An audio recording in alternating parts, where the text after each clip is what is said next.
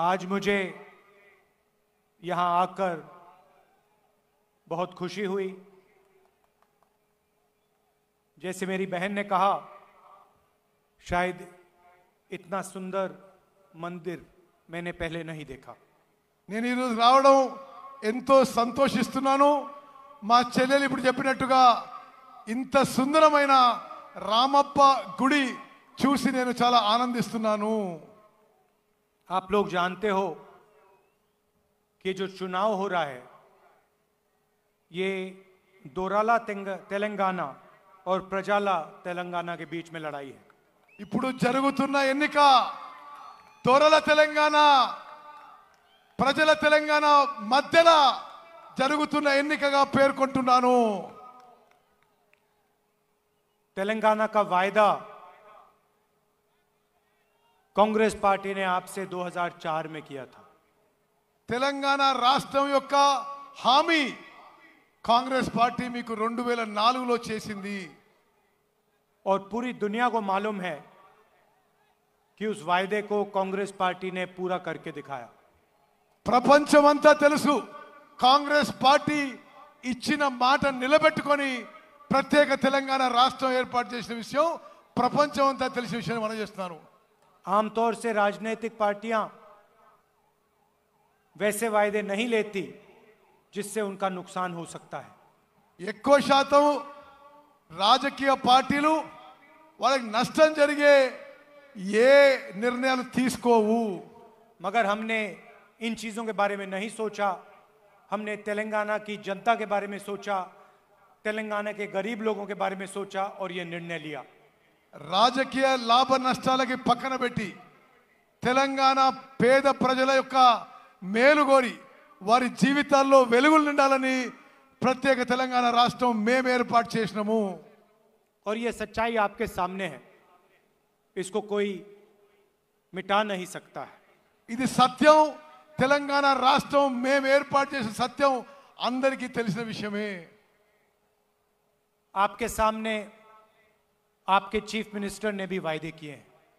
మీ ముందు ఇప్పుడున్న ముఖ్యమంత్రి కూడా చాలా చాలా మాటలు మాట్లాడిండు, మరి చాలా చాలా హామీలు ఇచ్చిండు।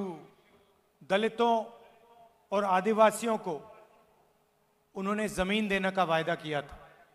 ఇప్పుడున్న ముఖ్యమంత్రి కేసీఆర్ దళితులకి గిరిజనులకి 3 ఎకరాల వ్యవసాయ పొలం ఇస్తా అని చెప్పి పదే పదే హామీ ఇచ్చి మోసం చేసిండు। उन्होंने कहा था कि हर परिवार को वो 3 एकड़ जमीन देंगे। ప్రతి కుటుంబానికి 3 ఎకరాలు వ్యవసాయ పొలం ఇస్తా అని చెప్పి కేసీఆర్ చెప్పిండు। मैं आपसे पूछना चाहता हूं, चीफ मिनिस्टर ने क्या आपको जमीन दी? మిమ్మల్ని అడుగుతున్నా, మీలో ఎంతమందికి ఈ 3 ఎకరాల వ్యవసాయ పొలం వచ్చిందా? उन्होंने रोजगार का वायदा किया, क्या उन्होंने आपको रोजगार दिया? ఆయన అందరికీ ఉద్యోగాలు ఇస్తాను హామీ ఇచ్చిండు, ఉద్యోగాలు వచ్చినాయా? उन्होंने साफ सरकार चलाने की बात की थी, क्या उन्होंने भ्रष्टाचार किया? నీతివంతమైన ప్రభుత్వం నడిపిస్తా అని చెప్పి అవినీతి పరుడైండు। ఇతను అవినీతి చేసిండా లేడా? कलेश्वरम इरिगेशन प्रोजेक्ट में 1 लाख करोड़ रुपए उन्होंने आपके जेब में से लिए। కాళేశ్వరం ప్రాజెక్ట్ లో 1,00,000 కోట్ల రూపాయలు మీ జేబుల నుంచి కేసీఆర్ దొంగలించిండు। धरनी पोर्टल स्कैम में उन्होंने आपकी जमीन आपसे छीनी। ధరణి పోర్టల్ స్కామ్ లో మీ భూములు మీ నుంచి లాక్కున్నాడు। घर बनाने का वायदा किया था। मैं आपसे पूछना चाहता हूं, कितने लोगों के लिए उन्होंने घर बनाए? డబుల్ బెడ్రూమ్ ఇల్లు కట్టిస్తానడు, ఎంతమందికి డబుల్ బెడ్రూమ్ ఇల్లు కట్టించిండు? कर्जा माफी का वायदा किया था, कहा था कि 1 लाख रुपए तक कर्जा माफ करेंगे। किसका कर्जा माफ किया, आप बताइए। 1,00,000 రూపాయలు రైతు రుణమాఫీ చేస్తా అని వాదా ఇచ్చిండు, 1,00,000 రూపాయలు రైతులకి రుణమాఫీ చేసిండా? और दूसरी तरफ देखिए, चाहे वो कर्नाटक हो, राजस्थान हो, छत्तीसगढ़ हो, हिमाचल हो, जो भी हम कहते हैं वो हम करके दिखाते हैं। కాంగ్రెస్ పాలిత రాష్ట్రాలు కర్ణాటక, హిమాచల్ ప్రదేశ్, రాజస్థాన్, ఛత్తీస్గఢ్లో ఇచ్చిన మాటలన్నీ ఇచ్చిన హామీలన్నీ అక్కడున్న కాంగ్రెస్ ప్రభుత్వాలు నెరవేర్చిన విషయం కూడా నేను మనం చేస్తున్నాను. राजस्थान में हमने मुफ्त में फ्री में इलाज करने का वायदा किया था. आज आप राजस्थान में जाके पूछिए 25 लाख रुपए मुफ्त में हर व्यक्ति को इलाज किया जाता है. రాజస్థాన్లో అందరికీ ఉచితంగా వైద్యం ఇస్తామని చెప్పి హామీ నిలబెట్టుకున్నాము. 25 లక్షల రూపాయల వరకు ఎవరికైనా సరే ఏ ట్రీట్మెంట్ అయినా సరే ప్రభుత్వమే భరిస్తుంది. ఇప్పుడు రాజస్థాన్లో कोई भी बीमारी हो, चोट लगे, कैंसर हो, डायबिटीज हो, दिल का दौरा पड़े, गरीब से गरीब व्यक्ति राजस्थान में मुफ्त में इलाज करा सकता है. రాజస్థాన్లో మీకు ఎటువంటి రోగము అనారోగ్యమైనా సరే డయాబెటీస్ కానీ గుండెపోటు కానీ క్యాన్సర్ కానీ దెబ్బ తాకినా అందరికీ రాజస్థాన్లో కాంగ్రెస్ పాలిత రాజస్థాన్లో ఉచితంగా వైద్యం అందుతుంది. हिंदुस्तान में सबसे अच्छा स्वास्थ्य का सिस्टम आज राजस्थान में चल रहा है. భారతదేశంలో హాస్పిటల్ సిస్టము ఉచితంగా వైద్యం ఇచ్చే సిస్టము దేశంలోనే కాంగ్రెస్ పాలిత రాజస్థాన్లో ఉందని చెప్పి నేను మనం చేస్తున్నాను. छत्तीसगढ़ में हमने किसानों से कर्जा माफी का वायदा किया, वो वायदा पूरा किया. ఛత్తీస్గఢ్లో రైతులకి రుణమాఫీ చేస్తామన్నాము, రుణమాఫీ చేసినాము. किसानों से हमने कहा कि 2,500 रुपए में हम उनको धान खरीदवाएंगे. ఛత్తీస్గఢ్లో వరి ధాన్యాన్ని రైతుల నుంచి 2,500 రూపాయలకి కొంటాము అని మాట ఇచ్చినాము. ఆ మాట మేరకు ఛత్తీస్గఢ్లో వరి ధాన్యాన్ని 2,500 రూపాయలకు కొనుగోలు చేస్తున్నాము. आज देश में धान के लिए सबसे ज्यादा पैसा छत्तीसगढ़ के किसानों को मिलता है. మొత్తం భారతదేశంలో వరి ధాన్యం కొనుగోలు ధర ఎక్కువ ధర ఛత్తీస్గఢ్లో కాంగ్రెస్ ప్రభుత్వం ఇస్తుందని చెప్పి మనం చేస్తున్నాను. कर्नाटक में हमने 5 गारंटी का वायदा किया. पहले दिन हमारी कैबिनेट ने वो गारंटी पूरी कर दी. కర్ణాటకలో 5 గ్యారెంటీలు ఇచ్చినాము. మొదటి రోజే మా క్యాబినెట్ 5 గ్యారెంటీలు అమలు తీసుకొచ్చింది. कर्नाटक में जाइए, कर्नाटक में महिलाएं बस का पैसा नहीं देती हैं, मुफ्त में घूमती हैं. కర్ణాటక పోయి చూడండి, ఆర్టీసీ బస్సుల్లో మహిళలు ఉచితంగా ప్రయాణం చేస్తారు. हर महीने कर्नाटक के किसानों के बैंक अकाउंट में, कर्नाटक के महिलाओं के बैंक अकाउंट में पैसा आता है. ప్రతి నెల మహిళలు రైతుల బ్యాంక్ అకౌంట్ లో నేరుగా పైసలు వస్తున్నాయి. तो जो हम कहते हैं हम करके दिखाते हैं. మేము ఏ మాట ఇచ్చినా నిలబెట్టుకుంటామని చెప్పి నేను మరోమారు మనం చేస్తున్నా. आदिवासी इलाका है, सबसे जरूरी बात आपकी जमीन की है. ఇది ఆదివాసీ ప్రాంతం, అన్నిటికంటే ముఖ్యమైనది మీ భూముల విషయం. इससे शायद जरूरी कोई बात नहीं है. దీనికంటే ముఖ్యమైనది మరొక అంశం లేదు. और मैं आपको इस स्टेज से कह रहा हूं, जो आपकी जमीन है, जो आपका हक है, वो हम आपको गारंटी करके वापस देंगे. నేను ఈ వేదిక నుంచి మీకు మాట ఇస్తున్నా, మీ భూములు మీ హక్కులు మీకు వాపస్ ఇస్తామని చెప్పి నేను మీకు మాట ఇస్తున్నా. पोडू लैंड, पोडू जमीन और जो असाइंड जमीन है, जो आपकी है, जो आपका हक है, वो उसको हम पूरा करके दिखाएंगे. పోడు భూముల విషయంలో, అసైన్డ్ భూముల విషయంలో మీకు న్యాయం చేస్తామని చెప్పి నేను ఈ వేదిక నుంచి మీకు మాట ఇస్తున్నా. आप याद रखिए, जब हमारी दिल्ली में सरकार थी, हम ट्राइबल बिल लाए थे, पैसा बिल लाए थे आपके लिए. మేము ఢిల్లీలో అధికారంలో ఉన్నప్పుడు tribal bill, forest rights act మేమే తీసుకొచ్చిన చెప్పి మనం చేస్తున్నాను. आपकी जमीन का हक, जल का हक, जंगल का हक हमने आपको दिया था. మీకు మీ భూముల హక్కు, మీ నీళ్ల హక్కు అన్ని కూడా మేమిచ్చినామని చెప్పి నేను మనం చేస్తున్నాను. जो हमने कहा हमने करा. మేము ఏ మాట ఇచ్చినామో మాట నిలబెట్టుకున్నాము. और जो आज मैंने कहा है उसको हम पूरा करके दिखाएंगे. ఈ రోజు నేను ఇచ్చే మాట నిలబెట్టుకుంటామని చెప్పి నేను మనం చేస్తున్నాను.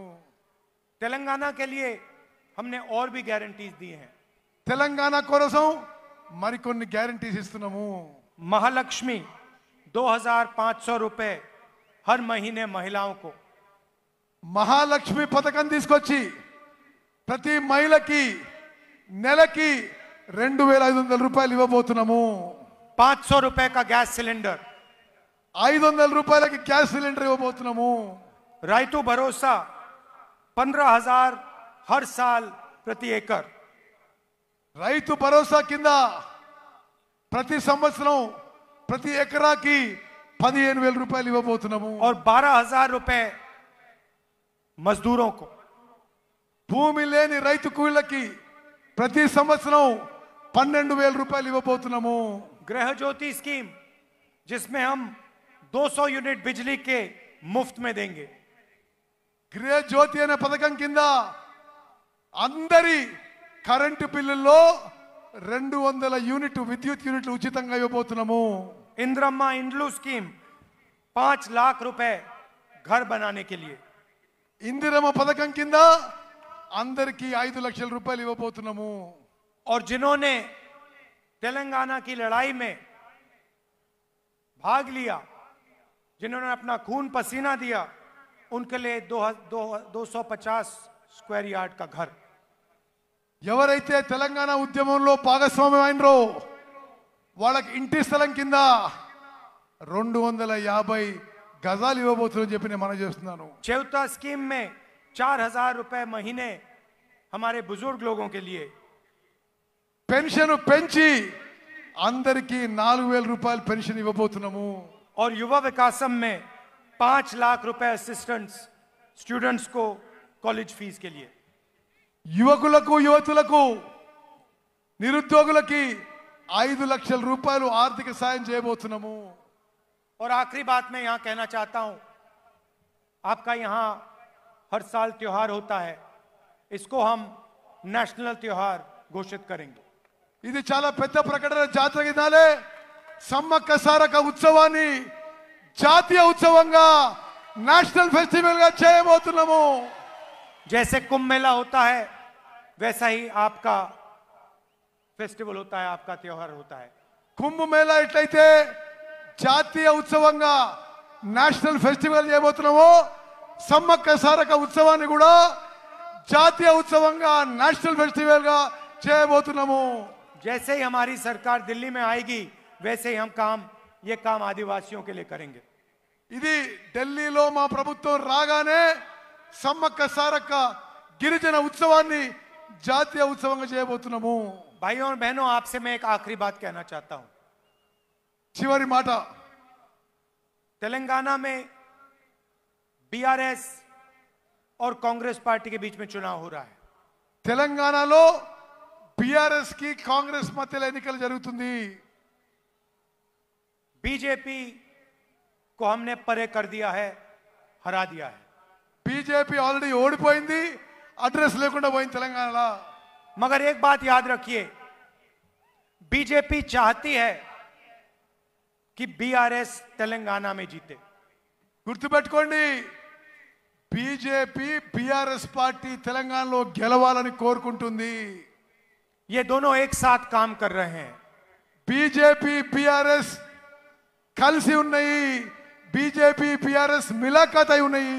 और इनके साथ एमआईएम भी मिली हुई है. వీళ్లతో సహా ఎంఐఎం కూడా కలిసి ఉంది. आप देखिए, पार्लियामेंट हाउस में जो भी बीजेपी चाहती थी वो बीआरएस ने किया. పార్లమెంట్ లో బీజేపీ ఏం కోరుకుంటే బీఆర్ఎస్ దానికే మద్దతు పలుకుతుంది. किसान बिल में पूरा समर्थन दिया. పార్లమెంట్ లో అన్ని చట్టాలకి బీజేపీకి जीएसटी में पूरा समर्थन दिया. బీజేపీకి అన్ని విధాలుగా పార్లమెంట్ లో బీఆర్ఎస్ మద్దతు పలుకుతుంది. तो याद रखिए, ये तीनों पार्टियां एक साथ काम कर रही हैं, कांग्रेस पार्टी को हराने की कोशिश कर रही हैं. గుర్తుపెట్టుకోవాలి, కాంగ్రెస్ పార్టీని ఓడించడానికి బీఆర్ఎస్ బీజేపీ ఎంఐఎం ములాఖాత్ అయిపోయినాయి, మిలాఖాత్ అయిపోయినాయి మనం చేస్తున్నాం. और इसका सबसे बड़ा सबूत यह है कि आपके चीफ मिनिस्टर पर ना कोई सीबीआई की इंक्वायरी है, ना कोई ईडी की इंक्वायरी है, ना कोई इनकम टैक्स डिपार्टमेंट की इंक्वायरी है। దీనికి అన్నిటికన్నా పెద్ద ఆధారం మీ ముఖ్యమంత్రి కేసీఆర్ మీద సిబిఐ కేసు ఉండదు, ఈడీ కేసు ఉండదు, కనీసం ఇన్కమ్ ట్యాక్స్ ఎంక్వైరీ కూడా జరగదు। विपक्ष के सब नेताओं पर केस लगे हुए हैं, मेरे ऊपर 24 केस लगाए हुए हैं, मेरा घर छीन लिया, मेरी लोकसभा की मेंबरशिप रद्द कर दी, मगर आपके चीफ मिनिस्टर पे कोई केस नहीं, कुछ नहीं। నన్ను ఈ కేంద్ర ప్రభుత్వం ఎన్నో విధాలుగా వేధిస్తుంది। నా పార్లమెంట్ సభ్యత్వం రద్దు చేసిండ్రు, నా ఇల్లు తీసుకుండ్రు, నా మీద 24 కేసులు పెట్టిండ్రు, కానీ కేసీఆర్ మీద మాత్రం ఒక్క కేసు కూడా ఉండదు। आप अगर बीआरएस को वोट देंगे तो आपका वोट बीजेपी को वोट होगा।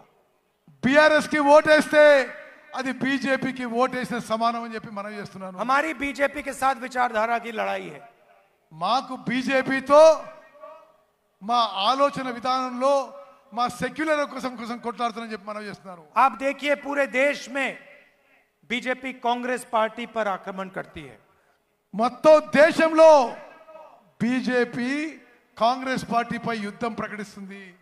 हमारे नेताओं पर आक्रमण करती है, हमारे ऊपर केस डालती है, మా నాయకులపై దాడి చేస్తారు, మాపై కేసులు పెడతారు। क्योंकि वो जानते हैं कि कांग्रेस पार्टी विचारधारा की पार्टी है और हम बीजेपी के साथ कभी कॉम्प्रोमाइज नहीं कर सकते हैं। ఎందుకంటే వాళ్ళకి తెలుసు కాంగ్రెస్ పార్టీ సిద్ధాంతాల party, ideology party, secularism party, ఏనాడు కూడా కాంగ్రెస్ బీజేపీతో కాంప్రమైజ్ కాదు కాబట్టి మమ్మల్ని నిరంతరంగా అటాక్ చేస్తుంటారు। और वो जानते हैं कि वो आपके चीफ मिनिस्टर को कंट्रोल कर सकते हैं। వాళ్ళకి తెలుసు, బీజేపీ వాళ్ళకి తెలుసు కేసీఆర్ నరేంద్ర మోదీ చేతుల్లో ఉన్నాడని। जब भी उनको किसी चीज की जरूरत होती है थोड़ा सा टाइट कर देंगे, जो चाहिए मिल जाएगा। వాళ్ళకి ఎప్పుడు రాజకీయ ప్రయోజనం అవసరం ఉంటే టిఆర్ఎస్ పార్టీ కొంచెం టైట్ చేస్తారు, కేసీఆర్ को టైట్ చేస్తారు, వీళ్ళు లైన్లో పడతారు। इसीलिए आप कांग्रेस पार्टी को पूरा समर्थन दीजिए। हमारी विचारधारा बीजेपी की विचारधारा के खिलाफ है, हम उनके साथ कभी कॉम्प्रोमाइज नहीं करेंगे, हम उनको हराएंगे और सिर्फ तेलंगाना में नहीं, हम उनको पूरे देश में हराएंगे। అందుకోసం మీరందరూ కాంగ్రెస్ పార్టీకి మద్దతు పలకండి। మేము బీజేపీ ఆలోచన విధానం మీద కొట్లాడుతున్నాము, దేశం మొత్తం బీజేపీతో కొట్లాడుతున్నాము, బీజేపీని ఓడిస్తాము, మీరు కాంగ్రెస్ పార్టీకి మద్దతు పలకండి। कर्नाटक में हराया, हिमाचल में हराया, तेलंगाना में हराएंगे, राजस्थान, मध्य प्रदेश, छत्तीसगढ़, मिजोरम, हर स्टेट में हम बीजेपी को हराएंगे।